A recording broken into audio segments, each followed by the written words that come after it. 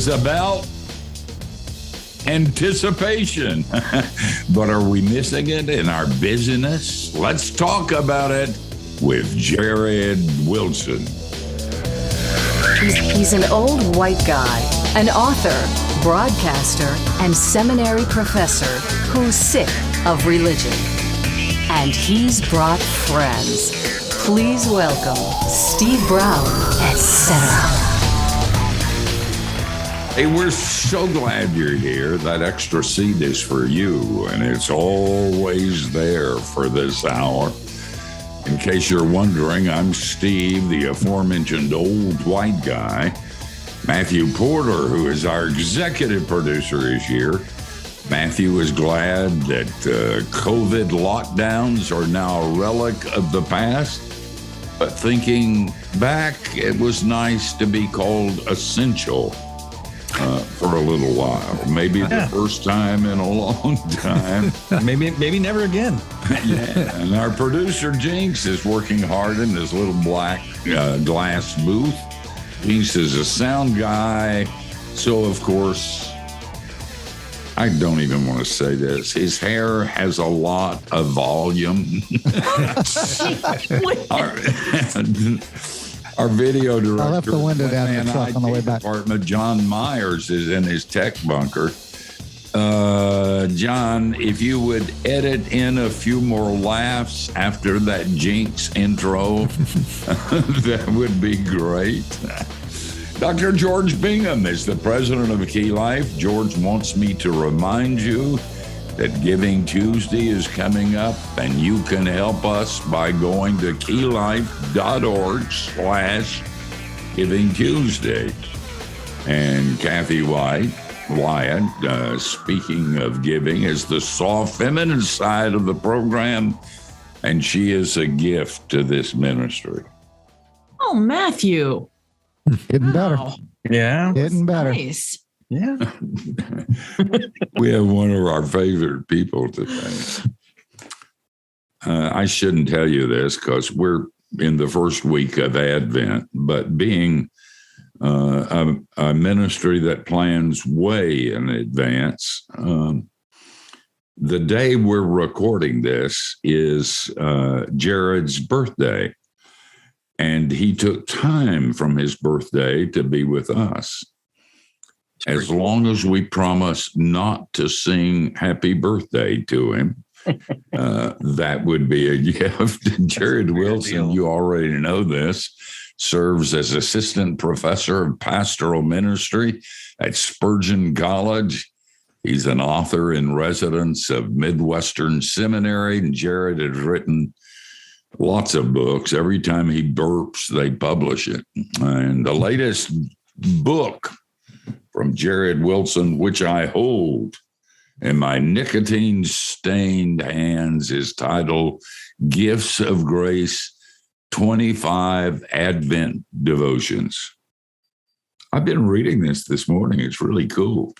Well, awesome. But I do want you to know, Jared, that my favorite Steve Brown, etc. program is never an interview about devotions. What in the world do you say? I mean, what are we going to pray? Or you're going to give us a devotional thought or make us feel a little bit closer to Jesus or stuff? Or we could talk about whatever you want to talk about, Steve. We don't even have to talk about. We don't even have to talk about the book. You mentioned it. You can mention it one more time at the end, and then the rest of the time we can talk about whatever you want to talk about. Jared, you're a delight, man, and it's good to have you. This really, in the introduction, you talk about how busy we are, and that started when you were a kid and you hardly ever got over it. But we're so busy, and you're going to fix it, right, with this devotional book. I mean, from now on, we will set as our priority our devotional time. We won't make gifts and Christmas trees and decorations and parties a part of our Christmas because we're Christians. And after all that Jesus has done for us, oh, man, I'm going to stop. Was there a reason you just sat down and said, look, I have trouble with this, and so does everybody else, so I'm going to help me and maybe it'll help somebody else, or what? Well, yeah, that was the idea. You don't have to be an ascetic about the whole thing and just get rid of the whole holiday. I wrote it because I love Christmas, and I probably love Christmas out of proportion to the reality of it. And every year, December 26th rolls around, and I kind of look at the mess in my living room and the mess in the kitchen and think, was that it? Why didn't it do what I thought it should do? And so this book is the idea is the devotions are short, Steve. It's not like you got to spend half your day with this thing. It's maybe 6-7 minutes. Maybe it's just trying to create a little oasis of slowing down, trying to adopt some of the meditation on the gospel. Why not remind ourselves of the grace of God that kind of undoes performative Christianity and the kind of religiosity we think will give our holiday meaning. Why not just look at some good news for a few minutes each day and have that kind of help us? And you do that. I thought you'd, one of the devotions would deal with a baby Jesus and another the camel and a shepherd or something. And you didn't do that. You looked at the eternal verities of the very center of the Christian faith, which is what Christmas is about. And you spent time on those different subjects. And it really is a great little devotional book and will be helpful to people. How did you come up with these particular ones? The list could have been longer, couldn't it? Oh, the list could have been extremely long. Yeah, I mean, I basically just sat down and began writing a master list of all of the gifts we receive in, through Christ's finished work. What are the things, the implications of the gospel? What are the facets of the atonement? What are the things that we receive through this wonderful grace? And I had to narrow that down, of course, to 25 and take, apply one to each day for the Advent season. That's really cool. What's the biggest gift that we receive at Christmas? Well, spoiler alert, the last day, day 25. Wait, don't tell me. I'd say the best gift is Christ himself, that he actually gives himself to us by faith. We are united to him spiritually. And so of all the things that he gives us, the greatest thing is himself. If we received everything but not him, it would not be as glorious as it is for us to actually receive, the gift of himself to us. So I saved the best gift for last.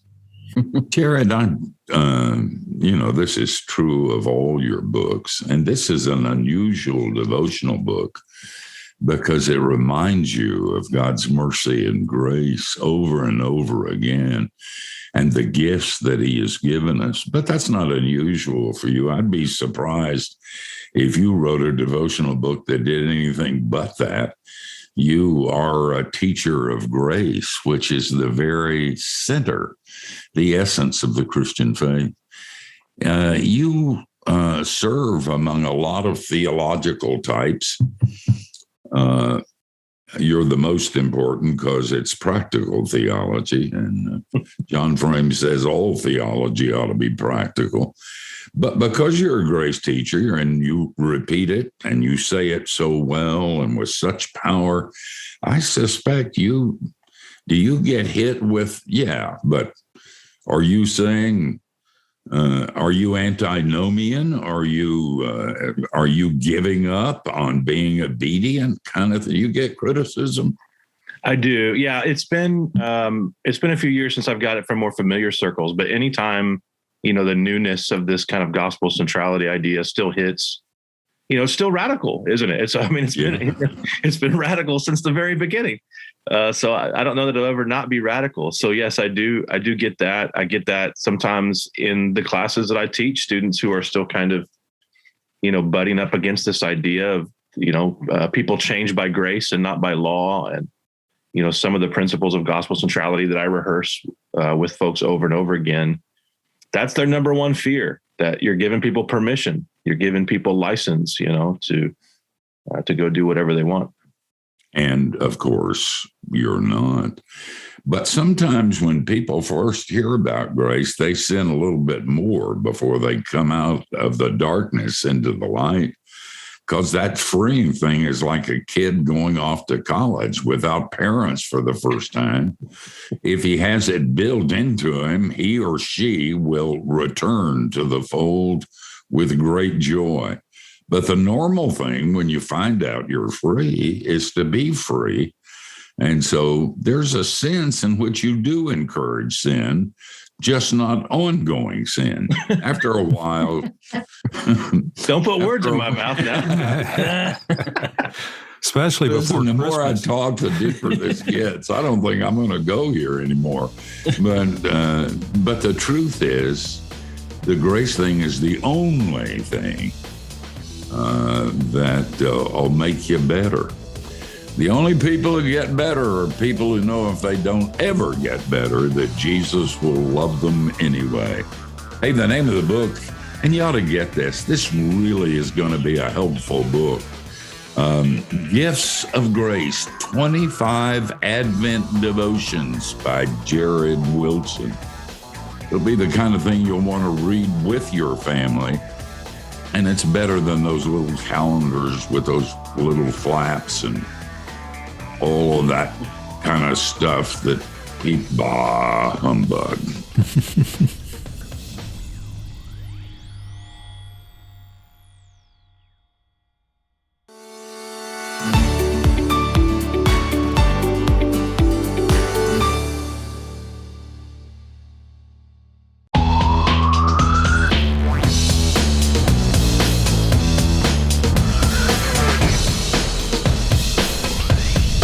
Hey, thanks for joining us. We're hanging out with one of our favorite people, Jared Wilson, and his latest book. And you could buy it, but it's going to take a couple of days and you'll already be into Advent.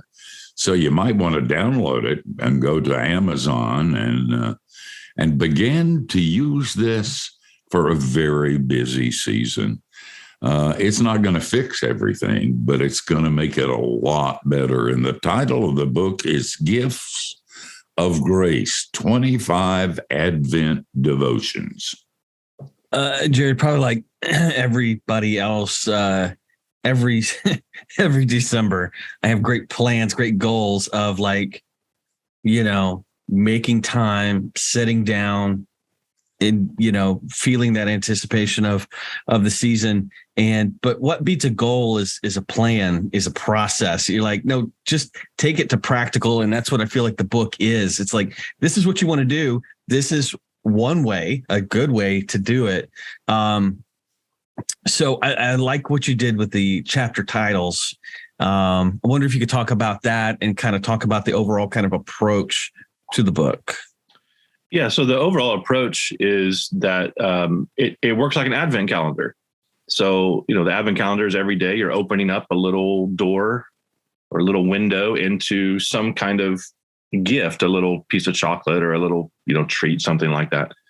They now make Advent calendars for adults, and sometimes there's other things behind those little windows. Yes, they do. But normally, for families and children, they open it up and there's a piece of candy and there's some little toy or something like that. And the idea was every day you turn the page and you're opening up the door into another gift. So each day there is a gift that we receive through the gospel of Jesus Christ. And, that was the main idea, is I just wanted people for 25 days to kind of just dwell in the good news. So not a lot of, stuff to do, not here's how to, maximize your energy, this holiday season. In my mind, that actually makes the holiday more, depressing and unfulfilling for me is the busyness, is the to-dos, is the planning, all that sort of thing. And so the devotions are not very long. I'm not, requiring homework or anything like that. It's about opening the door into a new gift. Now I use the title. So each of the titles is a line from a Christmas song or Christmas carol. And I did that primarily to obscure what each gift was. So instead of looking at the table of contents and seeing what every day's gift was. You actually have to, you can obviously, you could flip ahead, of course, and see what the gift is on any given day.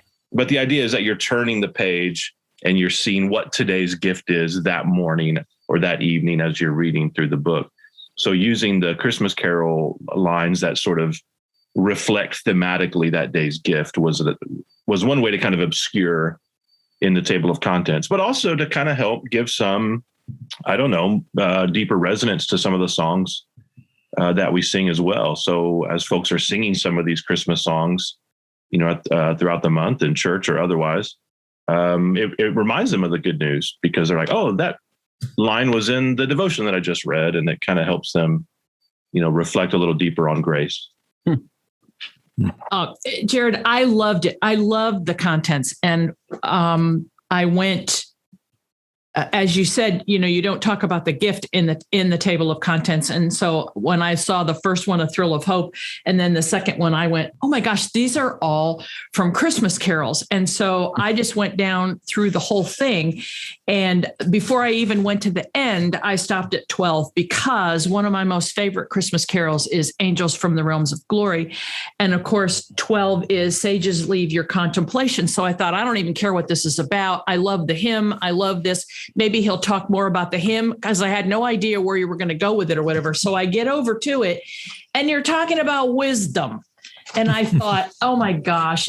But I thought that it was so interesting because, and I don't want to give away a lot of it, but your take on it, on the subject of wisdom. And I have to tell you, I never really thought about the fact that as believers, that the wisdom of Jesus is something that we actually get, because I sure don't feel like I have that. But anyway, could you just elaborate on that a little bit? Because maybe I hope other people out there will think, oh, wow, I think I should read that too. Yeah, well, the idea is that Jesus himself is the embodiment of wisdom, that he is wisdom incarnate. And actually, when we think about that idea, for a lot of us, it's about getting more Bible knowledge, becoming smarter, so to speak, or maybe in some way experientially as we get older, picking up advice on how to do life, life hacks, that kind of wisdom, street smart kind of wisdom, that sort of thing.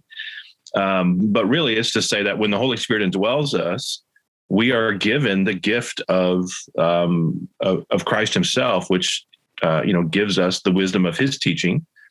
This coming Sunday, I get to preach from Matthew chapter 7, where Jesus says, the man who builds his house upon a rock is the one who resembles those who hear what I say and act on it and, do, my teaching, follow my teaching.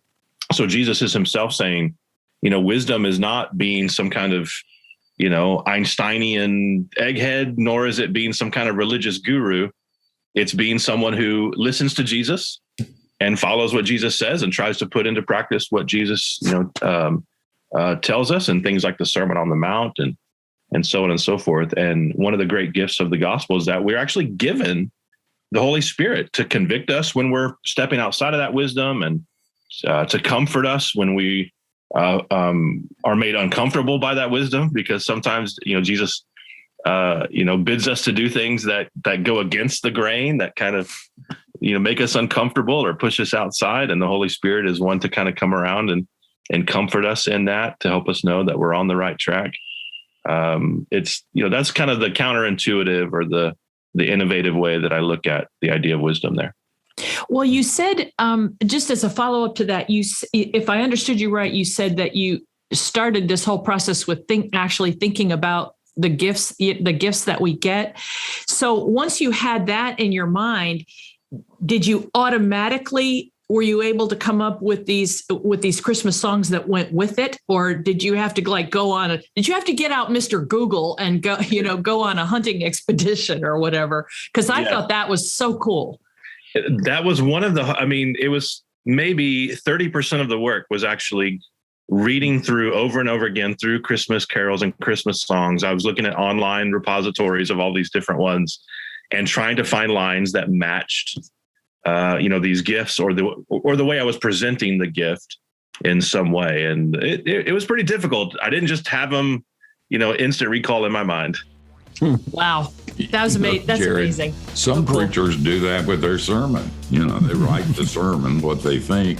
Yeah. Then they Google and try to find a text that might match. Listen, I did that for a number of years, and frankly, So did I, but we didn't have Google. we had concordances, Steve. Remember that? That's right. And I became quite good at it. I could share my political and social and theological views. And if I worked at it, I could either find something in Calvin or the scriptures that would match it. Guys, we're going to back out. But this is very hard work. And we're going to have some cookies and milk and take a nappy nap, and then we'll return.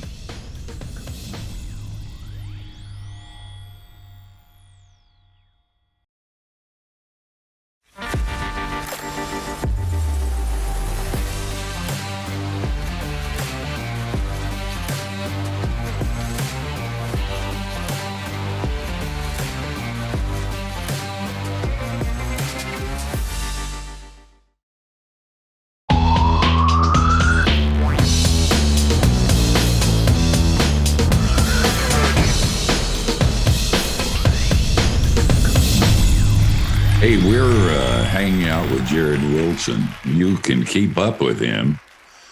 Lots of luck at jaredcwilson.com and on Twitter.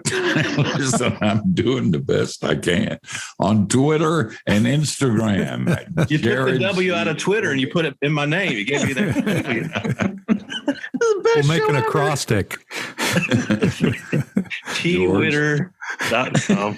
Sounds like we got to go buy a new domain name. I think Titter would be a good one for, we could. Laughing. Yeah, that's right. You want to get a It'll tatter? be, Tatter you dot com? only can share jokes. Oh, goodness. Jared, some of the early days, devotion days, you included faith, justification, expiation, and propitiation.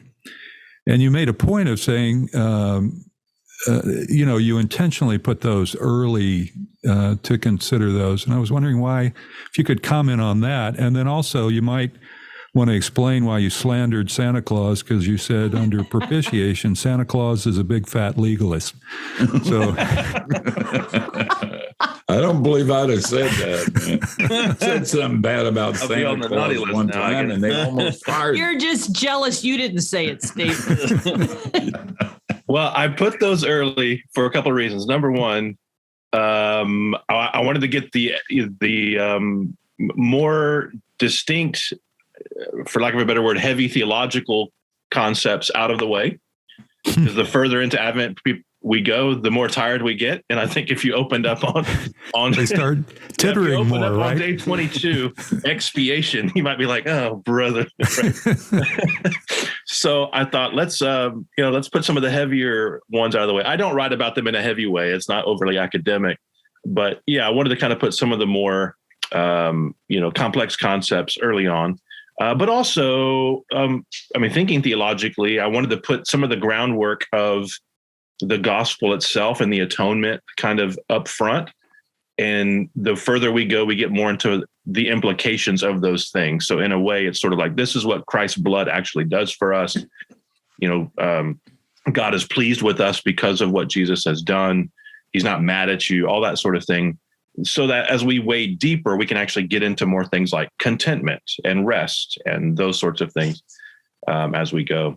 And I say Santa Claus is a legalist because he divides people up by good and bad, and he watches what you do, and he decides, if your good outweighs your bad, and he's the worst, man. George Goodmore. That just be as bad as I want. No, go ahead. If you like barbecuing, it's okay to get the coal. Jared, Silver lining. what you did in terms of a methodology for this book is not altogether different than the way Paul wrote his letters. He had the solid theological stuff often at the beginning and the implications later, and that's a good way to do it. And by the way, we kid a lot about doctrine and theology here and religion, but kissing don't last and cooking do. And that's a sexist statement, but nevertheless, it has a truth to it. And the only Christians who stand in the dark when things are going the wrong way, when the Christmas spirit hasn't come and you didn't get what you wanted, you'll run if you're a pagan or a shallow Christian who only sings Christmas carols. But if you know the truth that goes deep, then you'll hang around for a little while. Contentment. You obviously didn't write the one on contentment during the Christmas season. Would you comment on that? I did actually write. So I wrote the majority of these during the Advent season last year. Oh. I wanted it to be kind of a personal meditation for me, personal work. Now, there were some days I missed and I had to write more than one on any given day because we were traveling and that sort of thing. But by and large, I was trying to actually, in a sense, own these things myself and slow down and kind of have the work emerge from my own practice of meditating on the gospel for Advent. And contentment is a big one for me because I am always discontent. There are tentacles that, push into areas of impatience for me, of irritability for me, particularly with, frustrating situations. And contentment is a huge thing. And what I'm trying to express there is that if you have Jesus, you have everything. Everything else besides Jesus is just gravy, right? And it's a wonder. It's an abundance of grace that, along with Christ, we are given so many other gifts besides. But to have Jesus is to have the grounds of being content no matter what situation we're in. Not happy when sad things happen, not like, weirdos or sociopaths, but content, content in him. Oh, man, good stuff. And I'll tell you, I owe you for the fat legalist line. I'm a Scrooge, and I'd never met a pastor who was honest, was really happy about Christmas. Everything falls apart. You can't control anything. Elders are angry. People are too busy to do church work, and they're thinking about the mall instead of your sermon during the worship service. And you end up, and then they start giving you those red hats and really think you're going to wear them. Bah humbug. But this book will change all of that. Go buy it. Jared needs the money. Amen.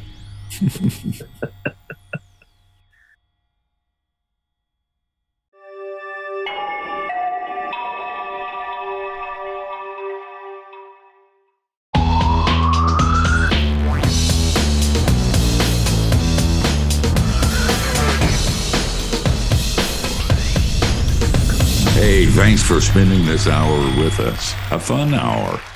One of the most exciting things we've done this year is launch the Key Life Audio Bible Project.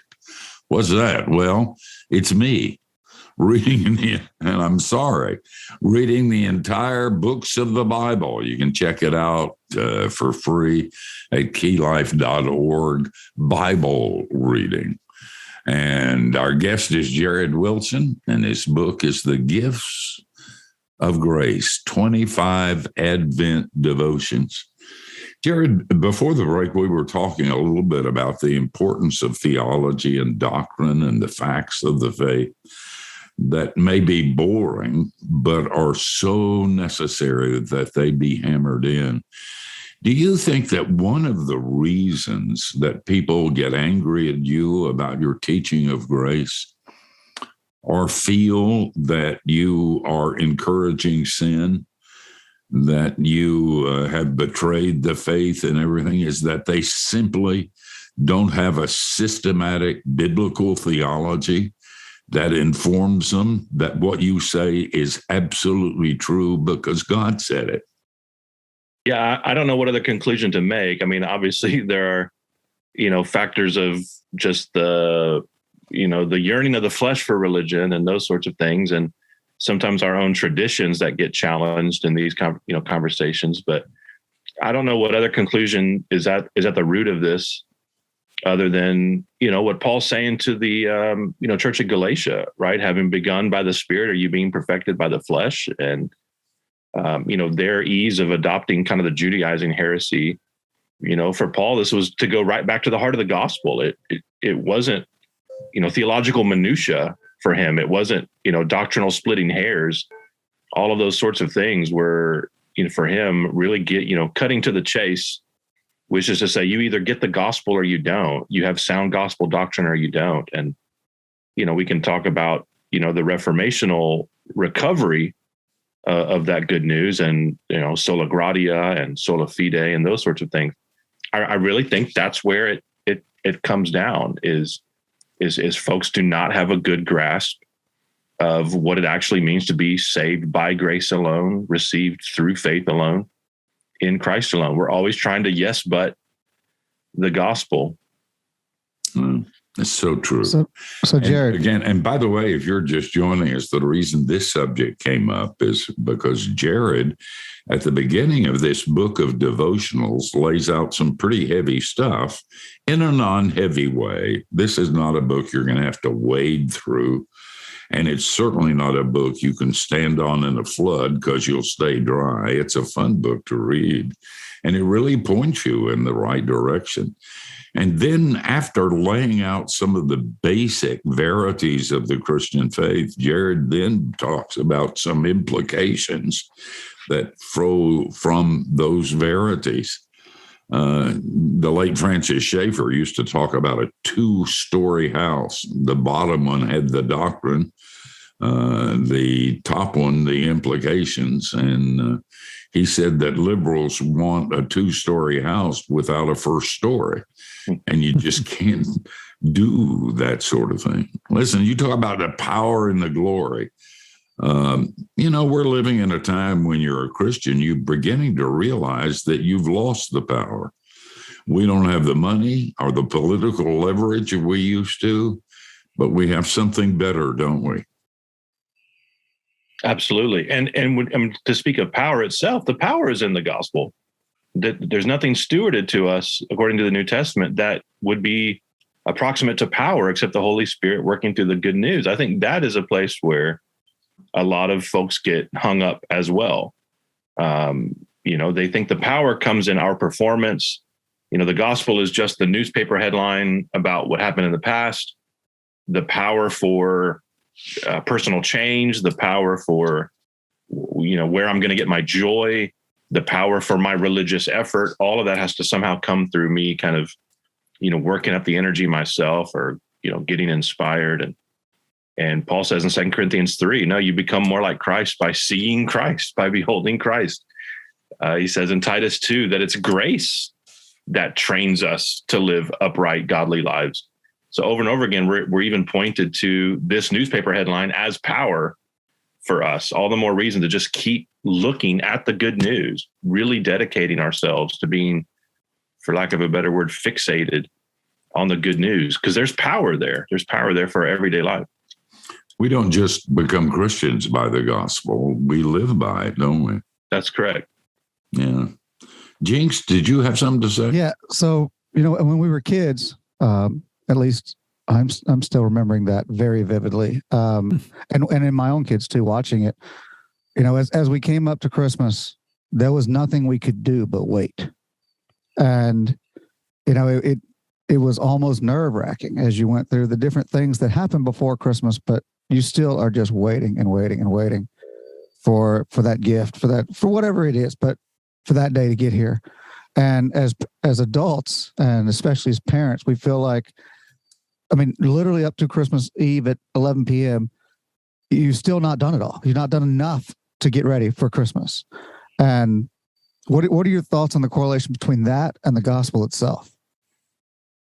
Well, what can be beautiful about that is because what happens is, as you're right, you hit December 25th and certainly the days after, and all of the buildup, all the anticipation, all the waiting, all the expectation doesn't seem to have a return on that investment, at least for me. But I don't think that I'm alone in this, where there's so much buildup for what is, joyous and fun and has a payoff, but somehow does not seem to approximate all of that energy and investment. And what it ought to do is really show us how every Advent, every year, is a reflection of just the Christian life, that we're between the first advent of Christ and the second advent of Christ, that we're never going to feel totally at home. We're never going to feel totally like we've arrived until Christ comes again.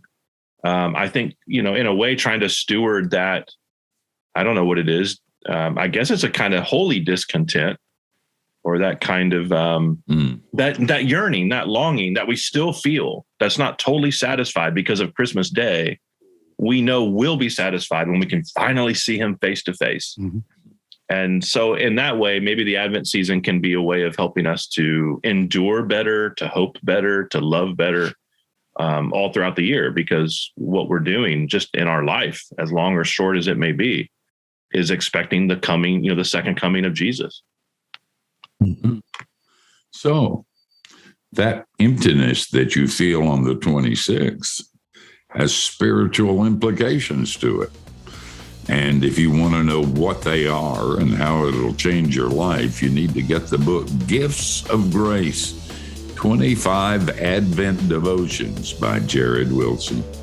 Jared, you are a gift. Thank you so much on your birthday to take time to be with us. Let me say that you get 3 free sins. Use them carefully. And you are way behind. Jared, God bless you. We're glad for you. Thanks so much, Steve. It's always a joy to be with you. Hey, guys, we're going to come back for a little bit and tell you who we're going to do it unto next week. And as always, you will be amazed. So don't go anywhere.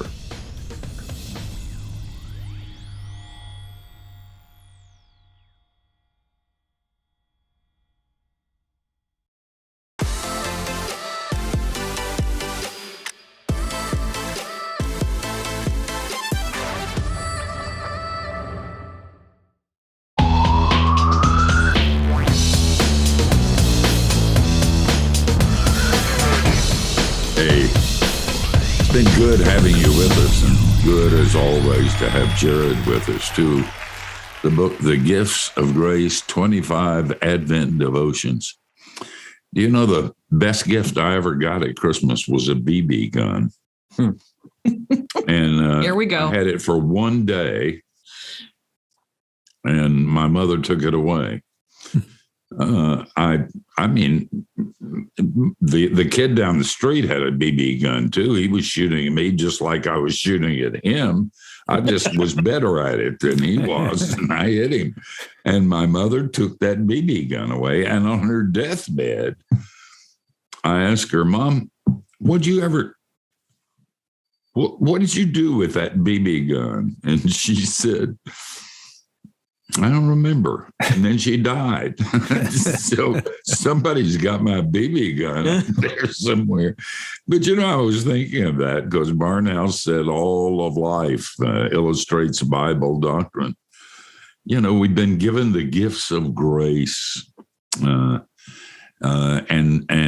Jared reminds us of that. And then we go out and we shoot others with our religion instead of blessing them with the good news that we're forgiven. That the reason we laugh so hard at Christmas isn't the booze, it's Jesus. And he'll never let us go. We're always his.